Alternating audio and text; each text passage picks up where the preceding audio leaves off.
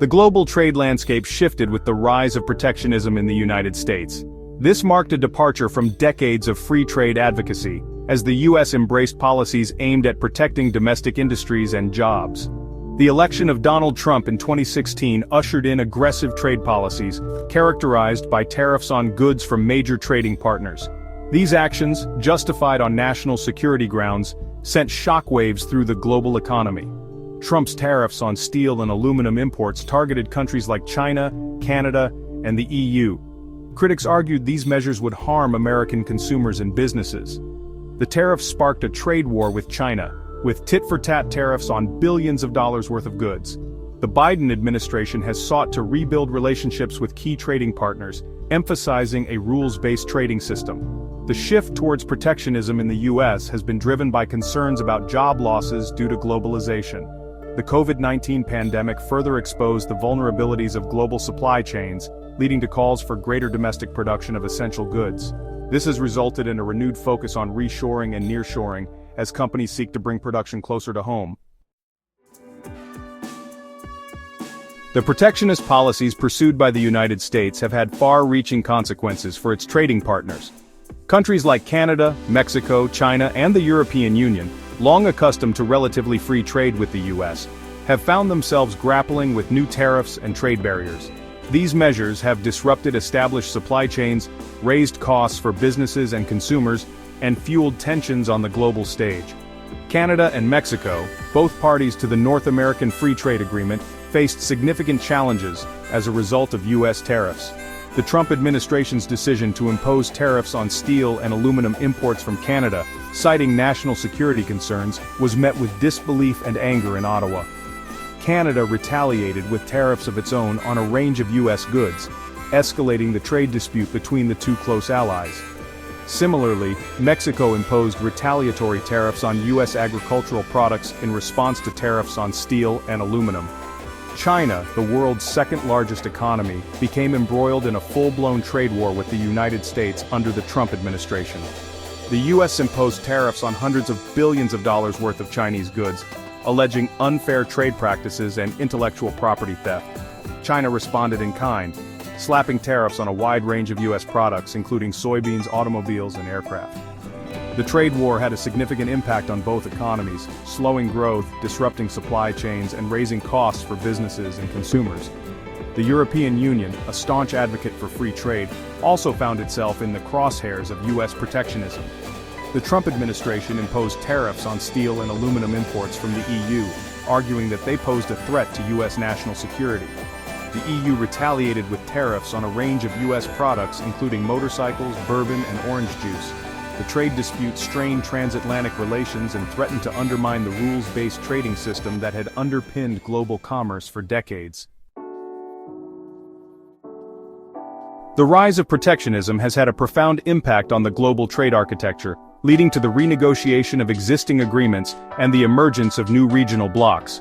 The Trump administration's decision to withdraw the U.S. from the Trans-Pacific Partnership, a sweeping trade agreement between 12 Pacific Rim countries, was a major turning point.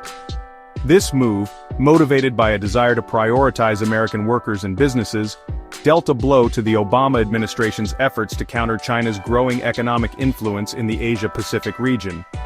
The remaining 11 TPP members, undeterred by the U.S. withdrawal, forged ahead with a revised agreement known as the Comprehensive and Progressive Agreement for Trans-Pacific Partnership. This agreement, which entered into force in 2018, aims to reduce tariffs, harmonize regulations, and promote trade and investment among its members. The CPTP represents a significant development in regional trade integration, encompassing a diverse group of economies representing approximately 13% of global GDP. The U.S.-Mexico-Canada Agreement, which replaced NAFTA in 2020, reflects the changing dynamics of North American trade in the age of protectionism. The USMCA includes provisions aimed at promoting domestic manufacturing, particularly in the automotive sector, and addressing concerns about labor standards and environmental protections. However, the agreement has been strained by ongoing trade disputes, highlighting the challenges of maintaining close economic ties in an environment of heightened protectionism. The proliferation of regional trade agreements, such as the CPTPP and the Regional Comprehensive Economic Partnership, reflects a broader trend towards regionalization in global trade. These agreements, often driven by geopolitical considerations as much as economic ones, allow countries to deepen economic ties with key partners while navigating the uncertainties of the global trading system. However, the rise of regional blocs also raises concerns about fragmentation and the potential for trade diversion, as countries may prioritize trade within their blocs over engagement with the wider world. The intersection of trade and geopolitics has become increasingly pronounced in recent years, as countries leverage economic ties to advance their strategic interests. China's Belt and Road Initiative, a massive infrastructure development project spanning Asia, Africa, and Europe, is a prime example of this trend. The BRI, launched in 2013, aims to connect China more closely with its neighbors through a network of roads, railways, ports, and other infrastructure projects. The BRI has been lauded by proponents as an engine for economic development and praised by participating countries for the potential benefits of improved infrastructure and increased trade. However, critics view the BRI as a tool for China to expand its geopolitical influence, raising concerns about debt-trap diplomacy and the potential for Chinese companies to dominate key industries in developing countries. The BRI has become a focal point of strategic competition between China and the US, with Washington viewing the initiative as a challenge to its own economic and geopolitical interests. The European Union, seeking to chart a course between the US and China, has pursued a strategy of strategic autonomy, aiming to reduce its reliance on any single partner and strengthen its own economic and political clout. This has involved diversifying trade relationships, forging new agreements with countries in Asia, Latin America, and Africa.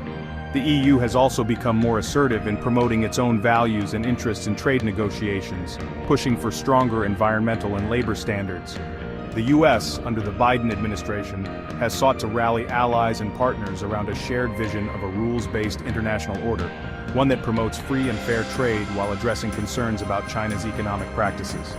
This has involved strengthening alliances with countries like Japan, South Korea, and Australia, as well as deepening engagement with India and Southeast Asian nations. The US has also sought to work more closely with the EU on issues of common concern, such as climate change and digital trade. Emerging markets are, well, becoming the new frontier in the global trade landscape. Countries like India, Brazil, and South Africa are no longer on the sidelines. They are actively shaping the rules of the game. These nations are, leveraging their growing consumer bases and technological advancements. They're not just participants, they're becoming leaders. But it's not all smooth sailing. Challenges like infrastructure deficits, political instability, and regulatory hurdles still, pose significant barriers. Yet the potential for growth and innovation in these markets is, without a doubt, immense. Investors and businesses worldwide are beginning to sort of take notice and adapt their strategies accordingly. In this new trade order, emerging markets are, quite frankly, redefining the global economic balance. And as we move forward, their influence is only set to increase. Supply chain disruptions have become a significant challenge in recent years. These disruptions have led to rising costs for businesses and consumers alike. Many factors contribute to these disruptions, including natural disasters, geopolitical tensions, and even pandemics. As a result, companies are reevaluating their supply chain strategies to build more resilience and flexibility. Protectionist policies often have uneven impacts across different sectors and regions. While some industries may benefit from tariffs and trade barriers, others may suffer from increased costs and reduced market access. These disparities can lead to economic imbalances and social tensions within countries. It's crucial to consider these impacts when designing and implementing trade policies.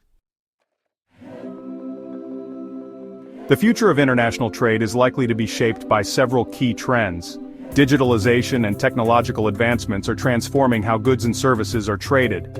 Additionally, there is a growing emphasis on sustainability and ethical practices in global supply chains.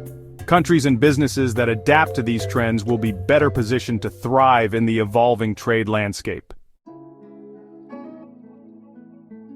The legacy of U.S. protectionism continues to influence global trade dynamics. While protectionist measures may offer short-term benefits for certain industries, they can also lead to long-term challenges, such as trade wars and strained international relations. The enduring impact of these policies underscores the importance of finding a balance between protecting domestic interests and fostering global cooperation.